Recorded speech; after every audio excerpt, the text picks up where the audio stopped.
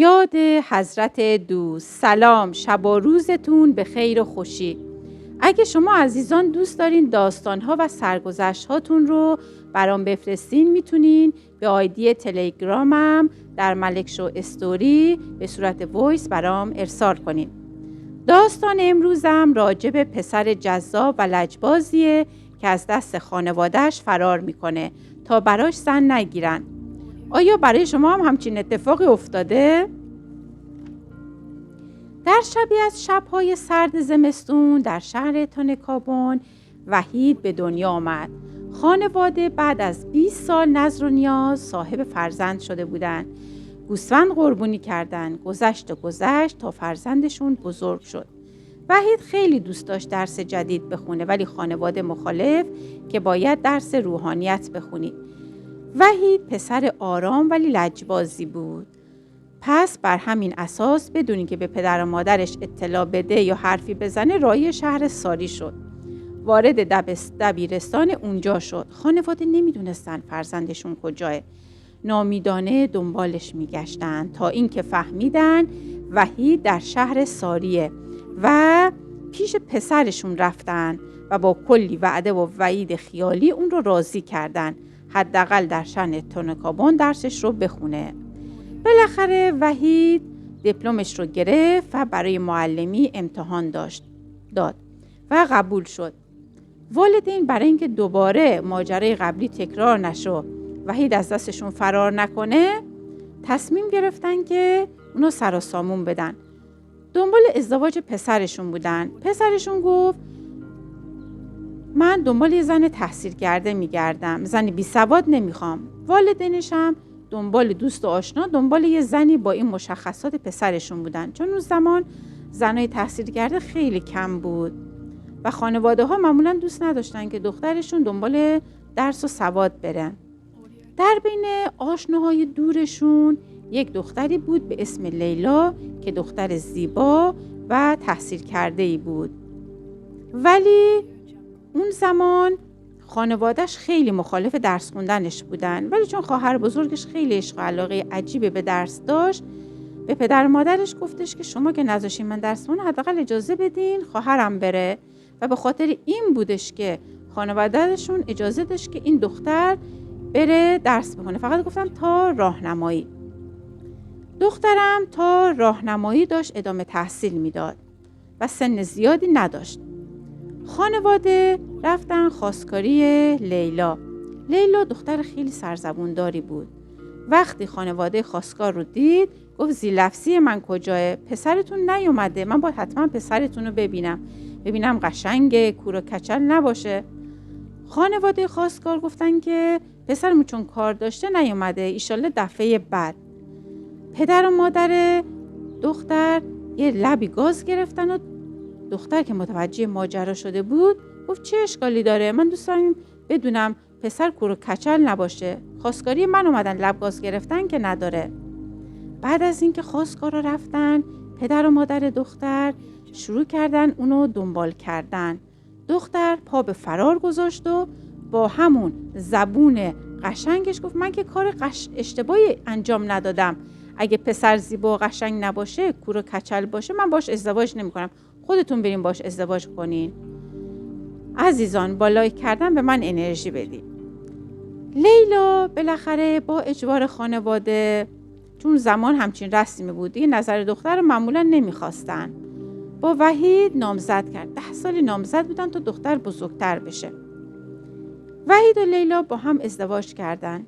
وحید که تحت اجبار خانواده ازدواج کرده بود به همسرش گفتش که من خیلی دوست داشتم که زن که تحصیلاتش دیپلم باشه به همسری انتخاب بکنم، ولی خب دیگه تحت فشار خانواده چه دوست داشتم با آشنا ازدواج کنم، منم یه مقدار تو خواستم تخفیف گذاشتم، دوست دارم ادامه تحصیل بدی، تو اداره مشغول کار بشی. ولی لیلا گفت من حداقل به خاطر احترام به تو دیپلممو میگیرم، ولی حاضر نیستم تو اداره مشغول کار بشم، دوست دارم خیاطی برم.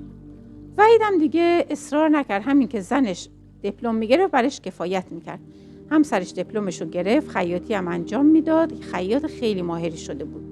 اونا بعد از مدت‌ها بعد از اینکه 10 سال از زندگیشون گذشته بود با کلی نظر و نیاز، صاحب 2 فرزند زیبا و دوست داشتنی دختر و یه پسر شده بودن. دختر بزرگشون اسمشون بود میترا. میترا خیلی دختر درسخونی بود مثل پدرش. دکتراش هم گرفت، مثل پدرش شغل معلمی رو انتخاب کرد. ولی متاسفانه دختر کوچیک که اسمش پری بود اهمیت زیادی به درس نمیداد. مثل مادرش فقط دیپلم گرفت و خیلی دوست داشت که زود ازدواج بکنه. پسرشون هم که سربازی بود که تو این قضیه ما زیاد کاری با این پسر خانواده نداریم. در این بین مادر ناگهان مریض میشه. دچار درد ناشناخته شده بود. هرچی دکتر میبردن هیچ فایده‌ای نداشت. تشخیص دکتر بر این شد که این باید تو بیمارستان بستری بشه. مادر خانواده رو توی بیمارستان بستری میکنن. دختر که علاقه خیلی زیادی به مادر داشت همیشه همراه مادر بود. هرچی آشنا و فامیلا میگفتن که ما همراهت بیایم، ما چند روزی مراقب مادر باشیم، دختر قبول نمیکرد. کم کم برای خانواده سوال پیش اومده بود چرا این دختر مگه خسته نمیشه؟ چرا انقدر دوست داره با مادر تنها باشه؟ اجازه نمیده کسی به عنوان پرستار پیش مادر بمونه. کم کم راز عجیبی کشف شد.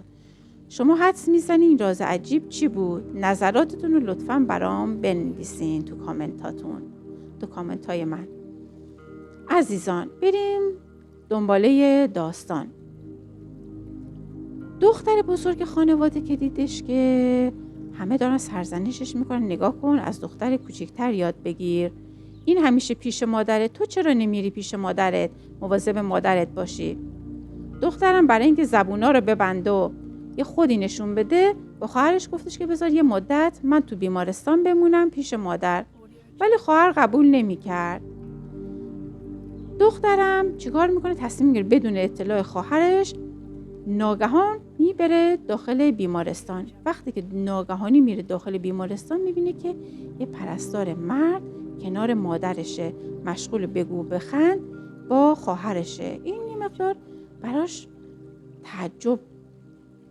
دچار تعجب شده بود که چرا خواهرم همچین کاری میکنه. هیچ وقت عادت نداشتش که با یه مرد غریبه صحبت کنه، اونم با مردی به این سن و سال که این مرد پرستار سنش حدود 50 سال سنش بود. بالاخره سعی میکنه که از این قضیه رد بشه چون یه دختر خیلی خونسردی بود. بعد خواهرش بهش میگه که تو اینجا چی کار میکنی؟ من خب مواظب مادر بودم، تو چرا اومدی؟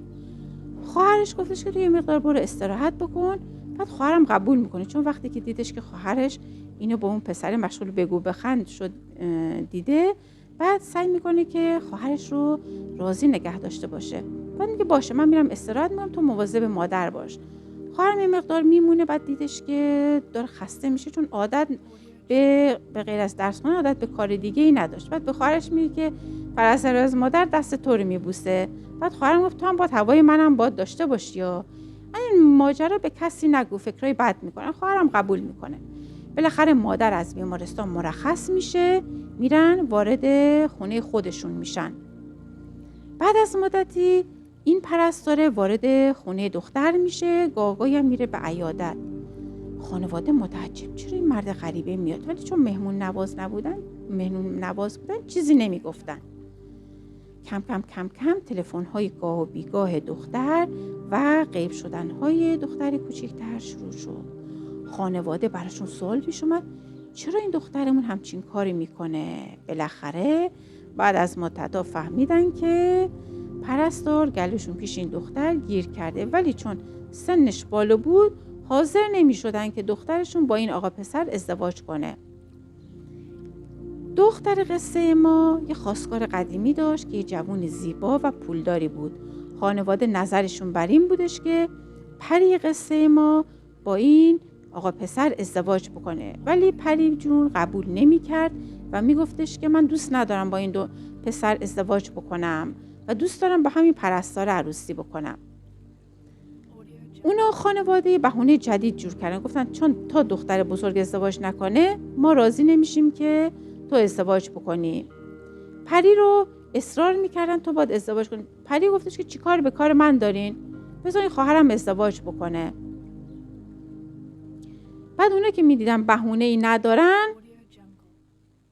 شروع کردن به ایراد گرفتن از اون پسر که سنش بالای، وضع مالیش خوب و نیست و اینا. در گیر بحث و جدل با دختر و ایراد از پسر بودن، یک دفعه دیدن که اون پسر پولدار خبری ازش نیست. چند ماهی گذشت ولی دیدن که از اون پسر خبری وجود نداره. شما چی حدس میزنین؟ چه اتفاقی برای اون پسر افتاده؟ آیا اون پرستاره بلای سر اون خواستگار آورده؟ اون پسر پولدار تصادف سختی کرده بود و حافظه‌اش رو در تصادف از دست داده بود و در بیمارستان بستری بود به عنوان یه فرد ناشناس و کسی از اون ماجرا اطلاع نداشت. بعد از مدتی خانواده دیدن که از اون خواستگار قبلی خبری نیست و پرستارم قول داد که از لحاظ مالی خودش رو روبرا بکنه و دخترشون هم مصر بر ازدواج و خدای نکرده دختر از خونه فرار نکنه، تن به این ازدواج میدن. با اکراه دختر و پسر با هم ازدواج میکنن. وقتی که ازدواجشون سر میگیره، همکارا که برای تبریک به خانواده پدر اون دختر اومده بودن، خانواده وقتی که میبینن همکارا از این پرستار تعریف میکنن و افرادای مختلف که برای سر زدن به پرستار به خونه پدر زن و مادر خانم اون پرستار می اومدن و تعریف میکردن که چقدر فرد مهربون، دست و دلباز، کار همه رو راه میندازه. بعد بیمارستان افرادی رو میبینه که دستشون به دهنشون نمیرسه، براشون تخفیف میگیره، به مردم بی هیچ منتی کمک میکنه. برای مریضایی که از بیمارستان مرخص شدن میره به عیادتشون، مخصوصا اونایی که بی بضاعتن، میفهمه که فقط به خاطر عشق و عاشقی نبودش که هوای مادر این دختر رو داشت، بعد با دخترشون اینجور عاشقانه دخترشون رو دوست داشت. ذات این مرد خوبه، ذاتش همین جوریه، یه فردی که خیرخواهه، به همه کمک میکنه. بعد از مدتی که از ازدواج اینها گذشت، دختر به پرستار گفتش که اسمش علی بود، گفتش که من دوست دارم صاحب فرزند بشم، تو هم سنت بالاه. علی قبول میکنه که صاحب فرزند بشن، ولی متاسفانه صاحب فرزند نشدن. بعد از 7 سال نذر و نیاز و دعا، اونا صاحب 3 قلو شده بودن، خوشحال و خندون. بعد از تولد این بچه، در نعمت به روی این خانواده باز میشه و اینها عاشق که بودن عاشق‌تر میشن و وضع مالیشون خیلی خوب میشه. اینها با این پولی که داشتن به افرادای مختلف کمک میکردن، سرپرستی یتیمان رو بر عهده میگرفتن و ناشناس اونها کمک میکردن. اون پسر خانواده بعد از اونها ازدواج میکنن، سر و کلش پیدا میشه و با یه دختر غریبه ازدواج میکنه، ولی متاسفانه چون دلش پیش اون دختر بود، تو ازدواجش موفق نمیشه و ازدواجشون به شکست ختم میشه. اون پسر اخلاق خیلی تندی داشته بود و خدا میدونستش که چه موقعی اون اتفاق بر اون پسر بیفته که ازدواج سر نگیره و خدایی نکرده زندگیشون به جدایی ختم نشه. اونها 30 سال از ازدواج این دو زوج عاشق گذشته بود، هنوز که هنوزه اونها عاشق همدیگه هستن و عشقشون زبون زده اون فامیل و اون آشناها هست. عشقی که الان تو این دور زمانه کم شد و افراد به بهونه‌های واهی از هم جدا میشن. امیدوارم که از این داستان خوشتون اومده باشه. سابسکرایب فراموشتون نشه عزیزان و زنگوله رو فشار بدین تا من داستان‌های زیبا و هیجان انگیزتری رو برای شما عزیزان تعریف کنم. به امید دیدار.